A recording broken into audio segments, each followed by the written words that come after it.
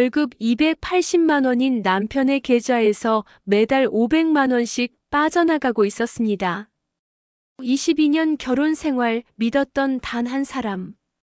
그가 숨긴 또 다른 가족의 존재를 알게 된 건 장인어른 장례식장에서였습니다. 이수정 씨 52세. 그녀는 29에 결혼해서 지금까지 한 번도 남편을 의심해 본 적이 없었습니다. 남편 강민호 씨는 중소기업 격리부장이었습니다. 성실하고 과묵한 성격. 술도 거의 안 하고 주말이면 집에서 TV 보며 쉬는 게 전부였죠. 아들 하나, 딸 하나 키우며 평범하게 살았습니다. 여보, 나 오늘도 야근이야. 먼저 자. 남편의 야근은 잦았습니다. 하지만 수정 씨는 의심하지 않았습니다. 성실한 남편이니까 가족을 위해 열심히 일하는 거라고 믿었죠. 문제는 돈이었습니다. 아이들 대학 등록금, 월세, 생활비. 빠듯하긴 했지만 버틸만 했습니다.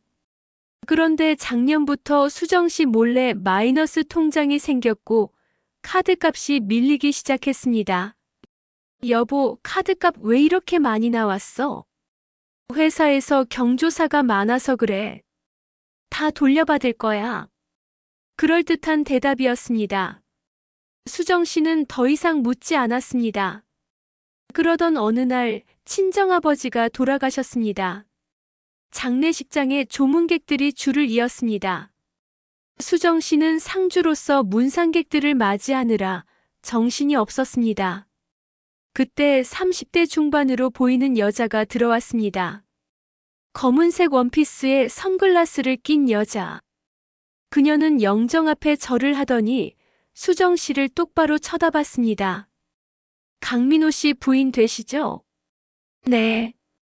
그런데 실례지만 전 박지은이라고 합니다.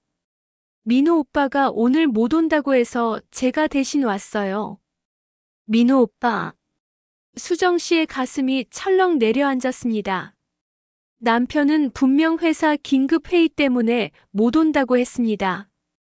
그런데 이 여자는 대신 왔다고. 죄송한데요, 어떤 관계시죠? 박지은이라는 여자가 씩 웃었습니다. 잘 모르시는 것 같네요.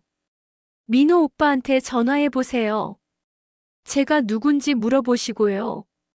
여자는 그렇게 말하고는 돌아서 나갔습니다. 수정 씨의 손이 떨렸습니다.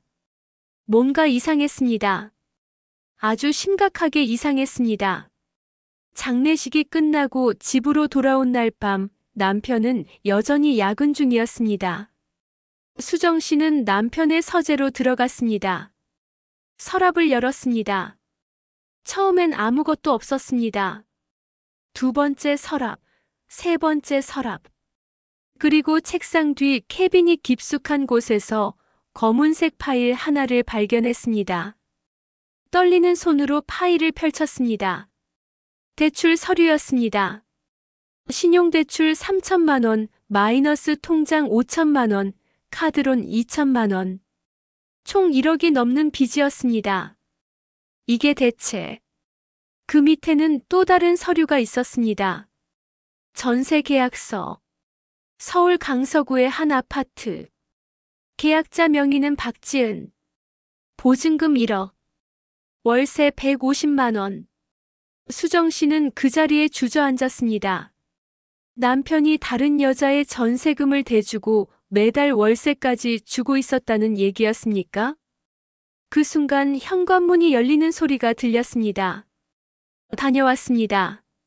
남편의 목소리였습니다. 평소와 똑같은 피곤한 목소리. 수정 씨는 파일을 들고 거실로 나갔습니다. 이게 뭐예요? 남편의 얼굴이 하얗게 질렸습니다. 어떻게? 그걸. 박지은이가 누구예요? 왜 당신이 그 여자 집세를 내주고 있어요? 1억이 넘는 빚은 또 뭐고요? 남편 강민호는 소파에 털썩 주저앉았습니다. 한참을 말이 없더니 작은 목소리로 중얼거렸습니다. 미안해. 미안하다고요? 지금 그게 할 말이에요? 지은이는 내 동생이야. 동생? 동생이 있다는 말을 22년 동안 한 번도 안 했잖아요. 이복 동생이야. 아버지가 외도에서 낳은 그 집 아이. 수정 씨는 숨이 막혔습니다. 남편은 천천히 말을 이어갔습니다. 아버지가 돌아가시기 전에 나를 불렀어. 지은이를 부탁한다고. 그 아이 엄마는 일찍 죽고 의지할 데가 없다고. 그래서 도와주기로 했어.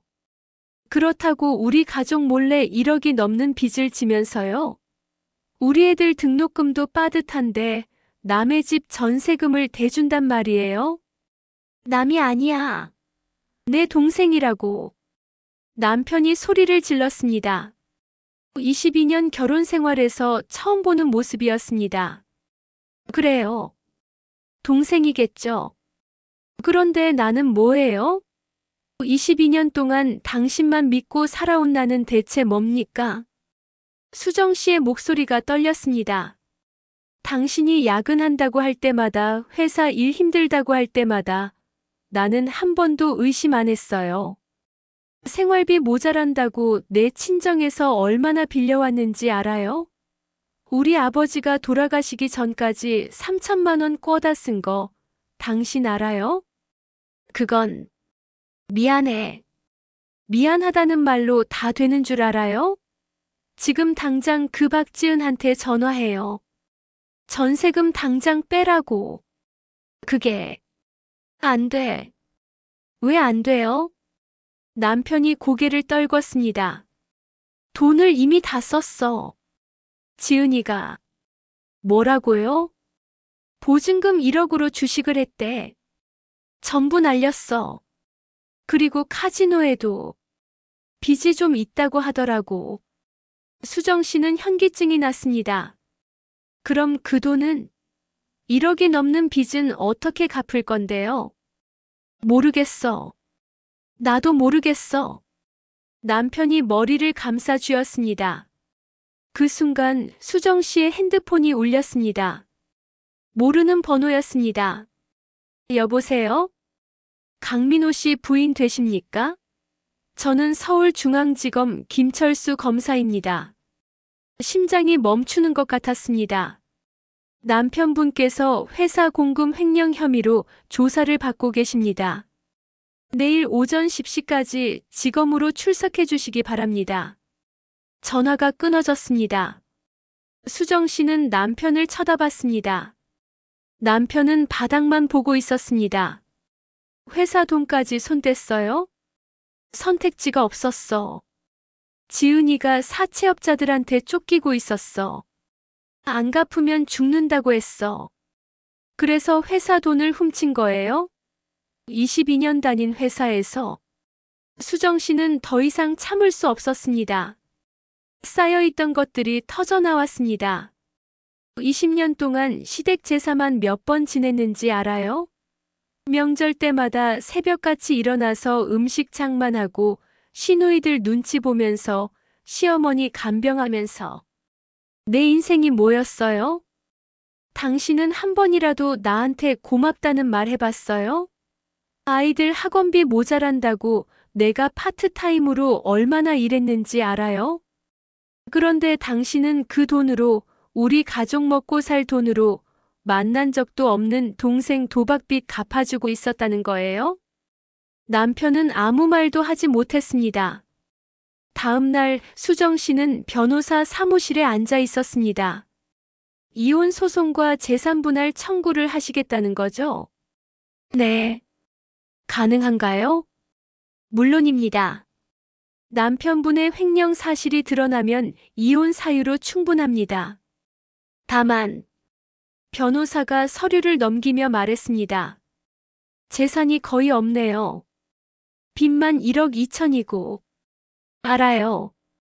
그래도 이혼은 하겠습니다. 수정 씨는 단호했습니다.